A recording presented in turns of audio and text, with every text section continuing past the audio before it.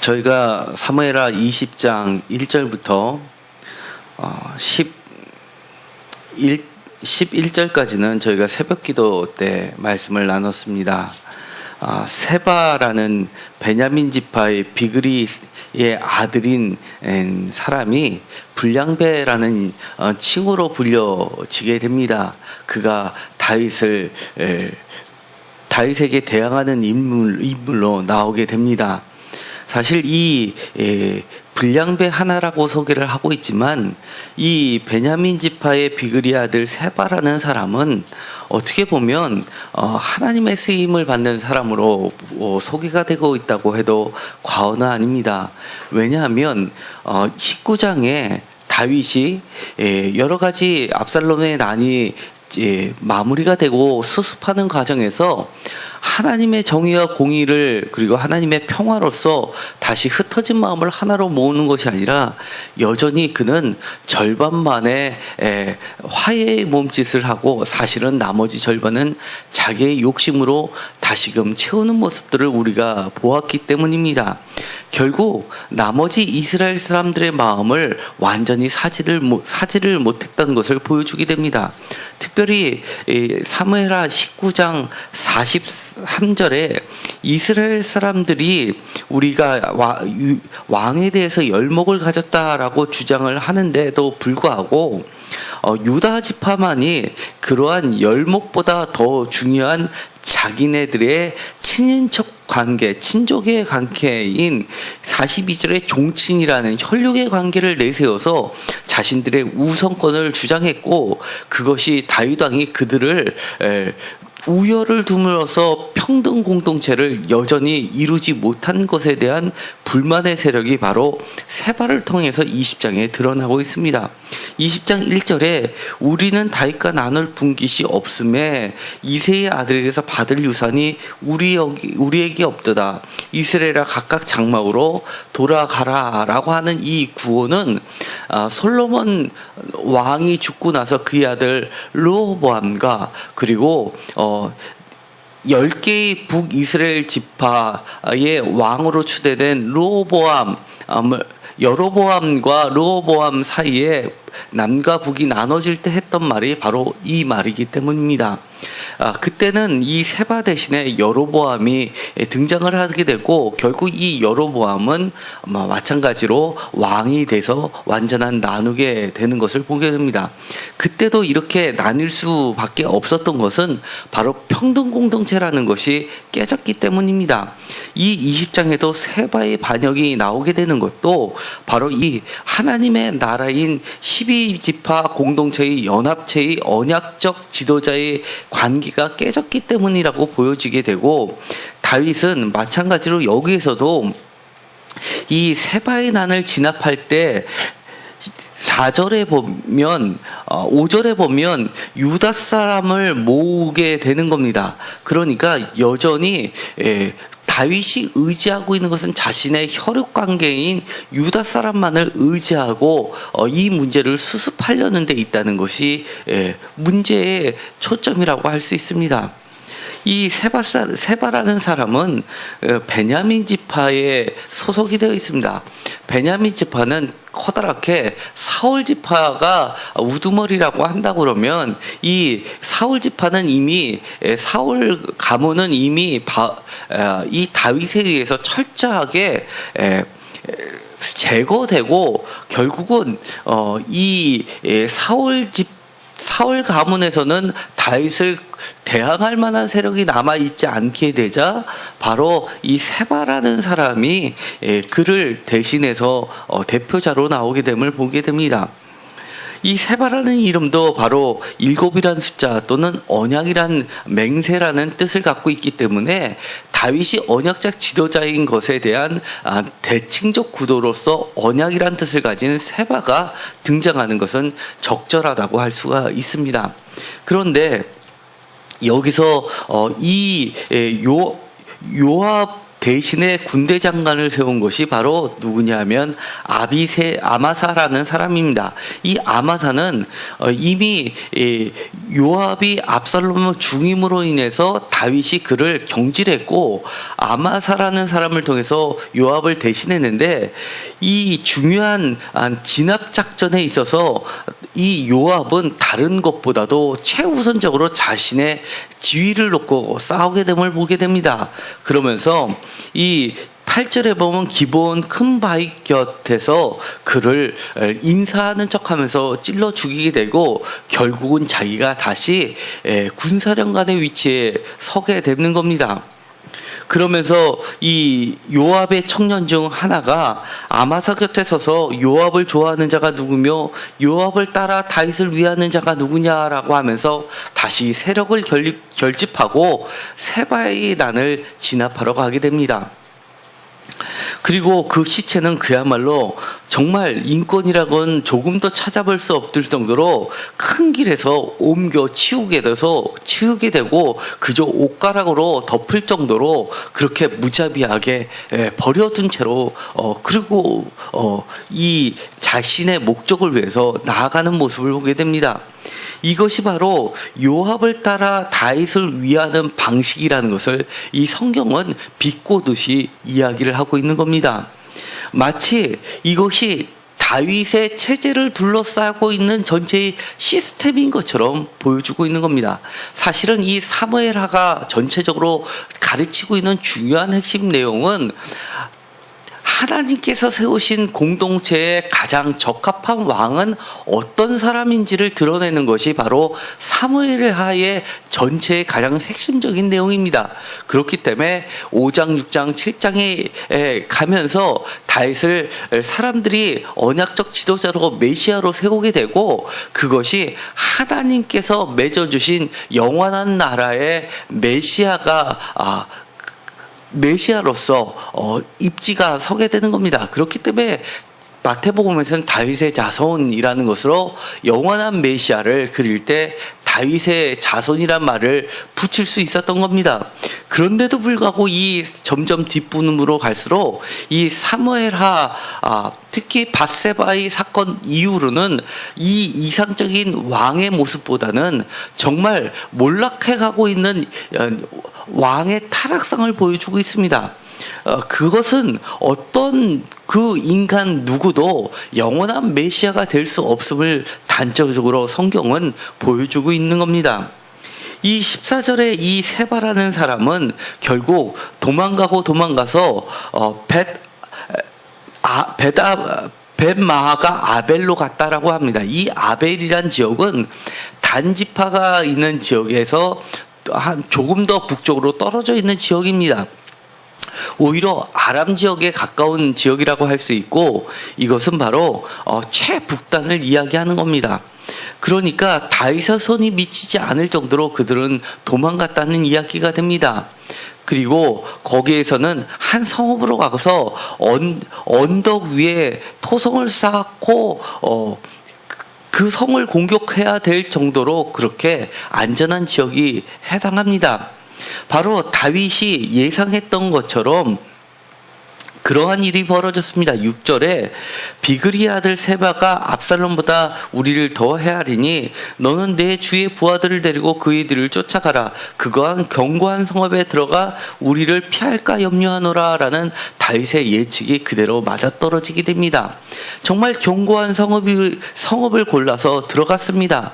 거기에는 지혜로운 여인이 소개되고 있습니다. 이름도 없는 지혜로운 여인인데 그 성을 소개할 때 이렇게 이야기합니다. 18절에 여인이 자기의 성을 소개할 때 이렇게 합니다. 요압을 먼저 불러서 요압에게 자신의 성을 소개할 때 속담을 이야기합니다. 옛사람들이 흔히 말하기를, 이 이야기는 요압도 잘 알고 있다는 뜻이 됩니다. 아벨에게 가서 물을 것이라. 그만큼 아벨은 모든 사람들이 존경받는 거룩한 도성으로 여겨졌다는 겁니다. 마치 다윗이 여부수족들의 성이었던 예루살렘을 탐냈던 것처럼 이 아벨은 예루살렘, 샬롬, 예루살렘, 그러니까 샬롬의 도시인 것처럼 아벨도 평화의 도시라는 것을 이야기합니다. 북쪽의 예루살렘과 같은 도성이 바로 아벨이라는 겁니다. 그런데 이렇게 이야기합니다. 먼저는 아벨에 가서 물을 것이라 라고 하면서 매우 존경받고, 그리고 평화가 있는 도시라는 것을 이야기하고 지혜가 있음을 이야기합니다. 그리고 나는 이스라엘의 화평하고 충성된 자 중에 하나다라고 두 번째로 소개합니다.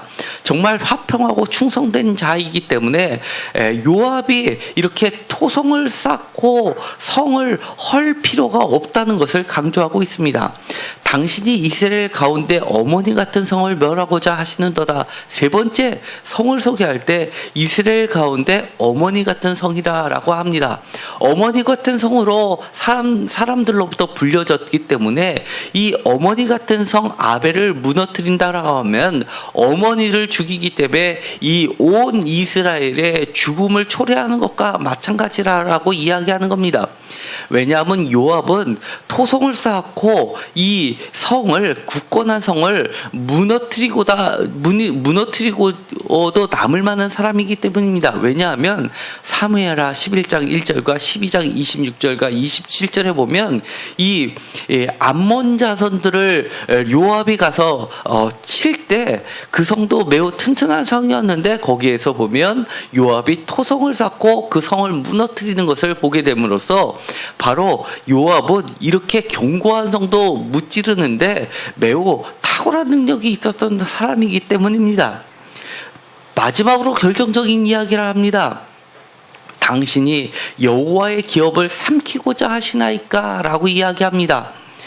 지금까지 요압의 모습은 여호와의 기업이든 아니든 여호와의 사람이든 아니든 자신의 이해관계에 맞춰서 무엇이든지 삼켜버렸던 사람이었습니다. 그런데 이제는 대놓고 이야기를 하는 겁니다. 당신이 어찌하여 여호와의 기업을 삼키고자 하시나이까? 라고 하면서 요압을 제재합니다. 더 이상 그러면 안 된다라고 브레이크를 거는 겁니다. 지혜로운 여인은 그야말로 이름도 없는 한 사람으로 소개되지만 그야말로 요압의 무력과 잔인성을 뛰어넘는 정말 지혜로운 여인으로 보여지게 됩니다. 요압이 대답하여 이르되 결단코 그렇지 아니하다라고 이야기합니다. 결단코 그렇지 아니하다라는 말을 두 번이나 반복합니다. 그러면서 이렇게 이야기합니다. 에브라임 산지 사람 비그리의 아들 그의 아들 세바라 하는 자가 손을 들어 왕 다윗을 대적하였으니 너희가 그만 내주면 내가 이 성벽에서 떠나가리라 라고 이야기합니다. 요압이 태도를 바꿨습니다. 그럴 만한 이유를 충분히 됩니다. 과거에서 이스라엘 전통 중에서는 이스라엘 전통뿐만 아니라 가나안 지방의 전통은 손님이 찾아오게 되면 그 손님을 보호해 주는 것이 상례였고 도덕이었습니다. 그렇기 때문에 어떠한 이유에서든지 이 목숨을 구걸하면서 찾아왔던 이 세바를 보호해 주는 것은 바로 이스라엘의 어머니 같은 성, 그러니까 죽이는 성이 아니라 어머니같이 생명을 잉태하는 성으로서는 당연히 해야 될 일이라는 겁니다.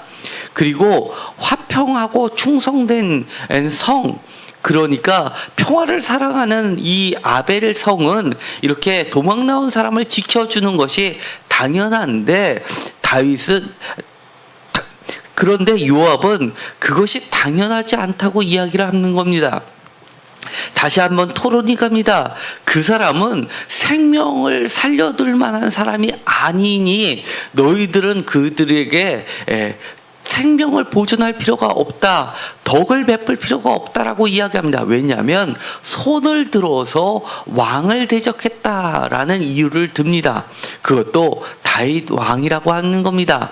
여호와의 기업을 나는 칠 의사가 없고 그가 하나님의 손을 들어서가 아니라 자신의 손을 든 사람이기 때문에 왕을 치려 했던 사람이기 때문에 그런 사람을 보호할 필요 없으니 그 사람만 내주면 나는 물러가겠다라고 타협안을 제시합니다. 그러자 그 여인은 지혜를 가지고 있다라고 22절에 다시 한번 반복합니다. 그리고 백성에게 나가서 그들이 비그리의 아들 세바의 머리를 베어 요압에게 던지게 됩니다. 이 여인의 지혜를 가지고 아마 백성들을 설득하기 시작했을 겁니다. 자신의 통상적인 전통을 깨면서까지도 이 여인은 이 도성 사람들을 구원해내려고 많은 설득을 했고 결국 그 지혜가 이 성읍을 구출하게 됩니다. 그리고 나서 요압은 나팔을 불어 장막으로 돌아가게 되고 그 성도 구원을 받고 요압도 예루살렘으로 돌아오게 되는 것으로, 그리고 세바의 난은 마무리되는 것으로 이야기가 끝나게 됩니다. 그러면서 마지막으로 이 23절부터 26절까지 조직을 이야기하는 겁니다. 세바의 난이 마무리가 되니까 이제 이스라엘 사람들도 다윗에게로 돌아왔다는 것을 그것을 상정하고 있는 겁니다. 전제가 되고 있기 때문에 조직을 다시 재편했던 겁니다. 사무엘하 8장에 다윗이 한번 다윗 왕조의 조직에 대해서 이야기했고, 다시 한번 이렇게 난이 압살롬의 난과 압살롬의 난보다 더 심했던 북이스라엘 10개 지파가 합세했던 세바의 난도 마무리가 돼서 다시 조직을 재편했던 것이 보여지게 됩니다. 그 조직은 이렇습니다. 요압은 온 군대의 지휘관이 되고, 부드아야는 그렛 사람과 블렛 사람의 지휘관이 되고, 그러니까 요압은 이스라엘 온 군대, 이스라엘의 12지파의 군대들, 그러니까 무슨 일이 있을 때 언약적 관계 때문에 소집이 된 사람들에 대해서 지휘관이 되는 것은 바로 요압이고, 그렛 사람과 블렛 사람, 외국인의 용병들을 기점으로 해서 그들을 다스리는 자는 바로 분하야가 됩니다. 그리고 아도람은 감력관이 되고, 여호사밧은 사관이 되고, 스루야는 서기관이 되고, 사독과 아비알은 제사장이 되고, 야일 사람은 다윗의 대신이 되니라라고 되어 있는데, 이 야일 사람이라는 것은 여기에만 나오고 그 이후에는 소개되지 않습니다.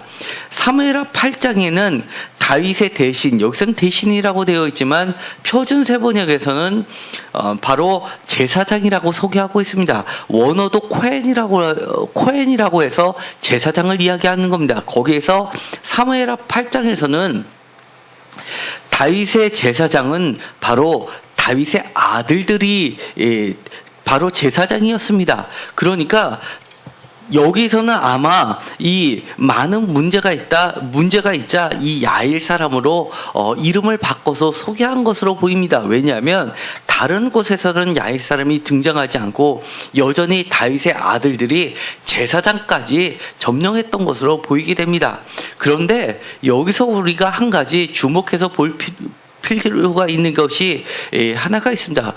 보통 조직, 내각을 보면 그 나라가 어떠하다는 것을 우리가 짐작하고 있습니다. 그렇기 때문에 우리나라에서도 예를 들어서 이 총리격에 되는 사람을 누구로 뽑느냐, 경제장관을 누구로 뽑느냐가 초미의 관심사가 될 수밖에 없는 겁니다. 왜냐하면 그 정권의 정신을 나타내기 때문입니다. 그런데 이 내각 중에서 24절에 있는 아도람은 감력관이 되고라고 되어 있습니다. 이 감독관이라는 것은 특히 아도람은 각주에 보면 왕상, 열왕기상 4장 6절, 5장 14절 및 몇몇 70인역과 사본과 시리아어 역에는 아도니람으로 되어 있다라고 표시를 해두고 있습니다. 아도람 또는 아도니람이라는 사람은 솔로몬 왕 때, 열왕기상 12장 18절에 보면 솔로몬 왕 때에도 감력관이 되었던 사람입니다. 다시 말해서 이 감력관이라는 것은 노예들을 관리하던 사람이었습니다. 노예는 아니지만 준 노예들, 그러니까 피지배 계층들을 다스리는 자가 바로 감력관입니다. 우리가 솔로몬 왕이 많은 노역을 했고, 그리고 나서 그가 죽자 남과 북이 갈라질 때 도화선이 됐다는 것은 바로 이 감력관님의 문제였습니다. 원래 이스라엘 백성들은 형제들을 노예로 삼으면 안 된다라는 게 모세의 율법이었습니다. 그러나 솔로몬은 자신의 형제들 중에서도 자신의 목적을 위해서 가난한 자들을, 힘이 없는 자들을 노예로 삼았던 것을 우리가 보게 됩니다. 그것이 화근이 돼서 자신들의 짐을 덜어달라고 했던 그 말을 무시함으로써 바로 남과 북이 갈라지게 된 겁니다. 그런데 문제는 그런 시발점이 솔로몬 왕이 아니라 다윗 왕이라는 겁니다. 철저하게 솔로몬 왕의 시스템은 다윗 왕의 시스템을 그대로 확대해서 발생한 것이 솔로몬의 바로 잘못된 정책들이었습니다. 그리고 또 여기 보면 아히수르의 아들 여호사밧은 사관이 되고 사관과 서기관이 등장하게 됩니다. 사실은 이 사관과 서기관은 언약 공동체에서는 있지 않았던 제도입니다. 왕정 제도에서 들어오게 된 것이 바로 사관과 서기관인데, 이것은 무엇이냐면 지속적으로 기록을 하는 사람이라는 겁니다. 그러니까 어떤 체제가 흔들리지 않게 그렇게 모든 것을 기록하고, 그리고 그 홍보도 하면서 관리를 하는 시스템을 만들었다는 것이 됩니다. 다시 이야기하면 이 제도를 보면 요압이 이스라엘 온 군대의 지휘관이 되고라고 하는 것은 이 아마사를 죽이고 나서 다시금 자신의 2인자의 자리를 차지할 때 했던 말, 요압을 따라 다윗을 위하는 방식, 그것이 내각의 우두머리를 차지했던 것을 이야기하고, 그리고 솔로몬의 가장 큰 약점과 실정이 되었던 감력관 제도가 다윗 때부터 시작됨으로써 사실은 이집트식 피라미드 구조를 다윗이 결국은 채택했다는 것을 보게 되는 겁니다. 다시 이야기하면 시작은 하나님의 나라는 평등 공동체에서부터 시작이 됐는데, 이제는 이 왕권이 굳건해지고 점점점 부자 나라가 되다 보니까 이 다윗은 이집트식 제도를 따라하게 되면서 어느덧 출애굽을 하게 됐던 평등 야훼 하나님을 불러일으켰던 정신은 점차 사라지게 되고, 사관과 서기관이 쓰게 되는 그 정책이 온 이스라엘을 지배하는 구조로 바뀌게 되었다는 겁니다. 이것이 긍정적으로 이야기하되면 그만큼 제도가 나라를 굳건하게 되는 시스템으로 바뀌었다는 것을 이야기하는 겁니다. 그렇기 때문에 남유다는 북이스라엘보다 200년이라는 긴 시간을 더 유지할 수가 있었던 겁니다. 이런 조직이 나라를 이어가게 됐다는 겁니다. 그런데 이 성경은 그것을 바람직하지 않게 이야기합니다. 이 오늘 읽었었던 오늘 설교의 사실은 본문의 중심이 됐었던 14절부터 22절까지 정말 이해하기 힘든 정말 에피소드 같은 이야기가 중간에 들어가 있는 게 바로 아벨의 지혜로운 여인 한 사람의 이야기입니다. 다윗이 이렇게 여러 가지 힘과 무력과 술수와 거짓과 그리고 힘으로, 그 다음에 피라미드식 구조의 제도로서 나라를 다스리려 했다면, 이 아벨의 성은 그야말로 평화를, 이스라엘의 화평하고 충산된 도시, 이스라엘 가운데 어머니 같은 성, 여호와의 기업, 그리고 모든 것은 아벨에 가서 물으면 그 일이 끝낼 정도로 지혜로운 도시는 바로 여호와의 기업, 하나님의 기업인데, 그 도성은 이 다윗의 나라와는 다르게 하나님의 방식이 지배하면서도 죽음을 극복하고 생명이 잉태되는 나라라는 것을 이야기하고 있다는 겁니다. 정말 백과 흑이 강력하게 대조를 이루면서 칼과 말이 그리고 무력과 지혜가 강력하게 대조를 시키면서 다윗을 한껏 비꼬고 있습니다. 다윗이 스스로 힘을 가지고 자신의 나라를 세우는 동안 그러지 않아도 하나님의 지혜가 지배하는 나라는 이렇게 화평하고 충성되고 생명이 잉태되는 나라임에도 불구하고 도시임에도 불구하고 그럼에도 불구하고 왜 다윗은 이렇게 조직으로 무력으로 힘으로 지배와 피지배를 나누면서 그렇게 나름대로 나라를 만들려고 애를 쓰고 있느냐라고 이야기하고 있는 것이 바로 오늘의 본문이라는 겁니다. 그렇기 때문에 바로 20장이 끝나고 나서 이 탄탄한 조직체임에도 불구하고 21장에 가면 다윗의 또 다른 잘못을 소개하고 있습니다. 인구조사를 하고 하나님께서 그에게 징벌을 내리는 이야기가 바로 그 다음에 소개가 되고 있습니다.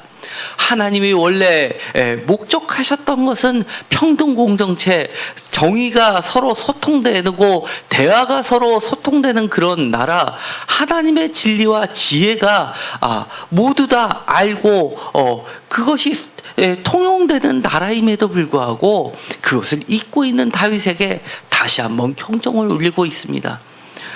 우리가 하나님을 믿는다라고 하면서 여전히 내 앞에 나의 길을 막으면 언제든지 죽이고 그리고 옷을 덮으면 되는 그런 방식이 아니라 정말 하나님의 어머니 같은 생명이 잉태하는 방식, 그런 지혜가 생명이 지배하는 인생이 되기를 바랍니다. 반면에 우리가 그것을 굳게 붙잡는다면 이렇게 완악한 다윗의 나라, 그리고 그 제일 우두머리 요압이 지배하는 무력과 잔인함이 앞서는 공격에도 불구하고 하나님께서 우리를 지켜주신다는 것을 이야기합니다. 우리가 세상에 살다 보면 우리가 하나님의 방식으로 살려고 하던데도 사실은 자신들의 이해관계 때문에 하나님의 뜻대로 산 사람은 정말 찔러도 쉽게 죽을 것 같으니까 마음껏 달려드는 사람들이 있습니다. 그럴 때마다 우리는 오늘의 이 아벨의 지혜로운 여인을 기억하시고 하나님께 간구하십시오. 하나님, 저는 지금까지 화평하고 충성됐고 그리고 어머니 같은 생명을 존중하고 그 누구도 해하지 않고 그리고 문제가 있으면 그것을 해결해 왔던 하나님의 지혜를 간구했던 사람입니다. 정말 토성을 쌓고 나를 헐고자 하는 저 무리로부터 구해 주십시오라고 간구한다 그러면 하나님의 기적적인 방법이 우리를 구원해 주실 겁니다.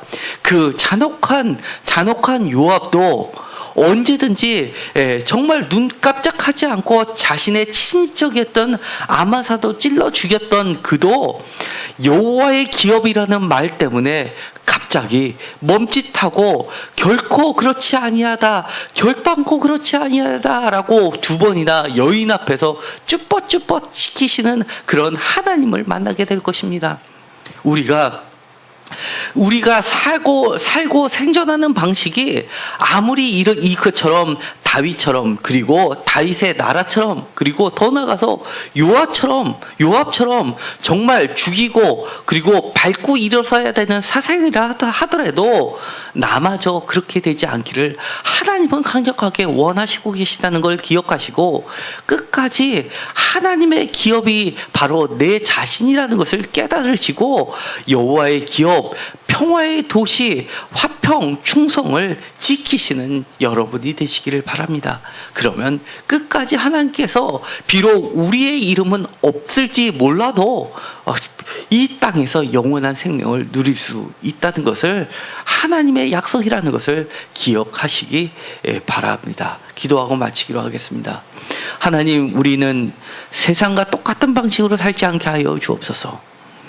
아무리 조직이 뛰어나고 그리고 여러 가지 제도를 잘 갖추어서 그 나라는 북이스라엘보다 지파 공동체보다 더 오래 갔다 하더라도 하나님께서는 이 성경 말씀을 통해서 우리에게 비꼬듯이 이야기하고 계십니다.